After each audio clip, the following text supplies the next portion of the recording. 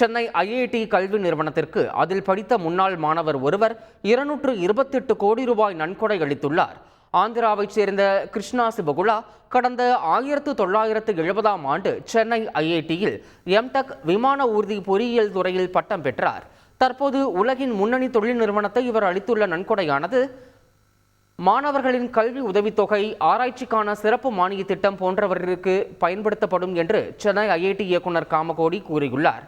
தரமான கல்வி மற்ற மாணவர்களுக்கு கிடைக்க வேண்டும் என்பதற்காக இந்த நன்கொடையை அளித்திருப்பதாக முன்னாள் மாணவரும் தொழிலதிபருமான கிருஷ்ணா சிவகுலா தெரிவித்துள்ளார். இது கிருஷ்ணா சிவகுலா நம்மளோட 1970 அவர் ஏரோஸ்பேஸ் இன்ஜினியரிங் எம்டெக் முடித்தார். ரொம்ப சக்ஸஸ்ஃபுல்லாக இருக்கார்.